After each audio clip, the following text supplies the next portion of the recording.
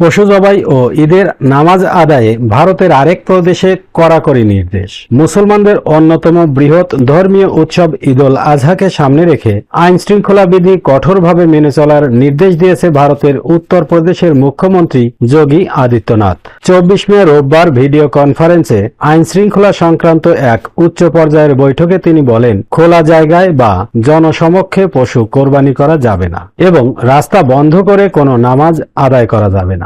যোগী আদিত্যনাথ বলেন, শুধু পুনর্নির্ধারিত স্থানে কোরবানি অনুমতি দিতে হবে এবং উৎসব ঘিরে কোনো নতুন রীতি বা প্রথা চালু করা যাবে না। কর্মকর্তাদের নির্দেশনা দিয়ে মুখ্যমন্ত্রী বলেন, শুধুমাত্র ঐতিহ্যবাহী স্থানেই নামাজ আদায় করতে হবে এবং কোনো অবস্থাতেই নামাজের জন্য রাস্তা বন্ধ করার অনুমতি দেয়া যাবে না। আদিত্যনাথ কর্মকর্তাদের আরও নির্দেশনা দিয়ে বলেন, পশু কোরবানির পর সৃষ্ট বর্জ্য যথাযথ অপসারণ নিশ্চিত করতে হবে। খোলা জায়গায় মাংস বিক্রির নিষেধাজ্ঞা বজায় রাখা হয় এবং অবৈধ কসাইখানাগুলোর বিরুদ্ধে যেন কঠোর ব্যবস্থা নেওয়া হয়। এছাড়া বৈধ কসাইখানাতে নির্ধারিত ধারণ ক্ষমতার বাইরে অতিরিক্ত পশু রাখা যাবে না বলে হুঁশিয়ারি দেন। মুখ্যমন্ত্রী কর্মকর্তাদের উৎসবকালে নিরাপত্তা ব্যবস্থা, পয়ঃনিষ্কাশন ও বিদ্যুৎ সরবরাহ জোরদারের নির্দেশ দিয়েছেন। এছাড়া সংবেদনশীল এলাকাগুলোতে ফ্ল্যাগ মার্চ ও ধর্মীয় স্থানগুলোর আশপাশে নিয়মিত টহল জোরদারের কথা বলা হয়েছে।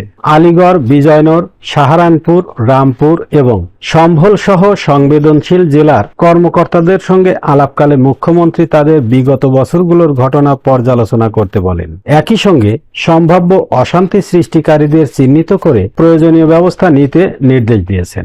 এর আগে ঈদুল আজহা উপলক্ষে দুদিনের পরিবর্তে একদিন ছুটি ঘোষণা করেছে পশ্চিমবঙ্গ রাজ্য সরকার। তৃণমূল ক্ষমতায় থাকাকালীন এই ঈদে দুদিন ছুটি ছিল।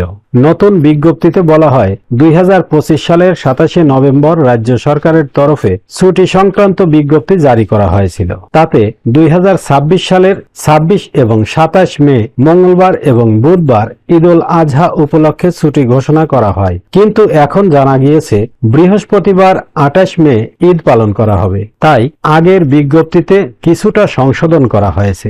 ঈদ উপলক্ষে 28 মে ছুটি থাকবে, তার আগের দুদিনের ঘোষিত ছুটি বাতিল করা হয়েছে। ওই দুদিন অর্থাৎ মঙ্গলবার এবং বুধবার সাধারণ কাজের দিন হিসেবেই গণ্য হবে।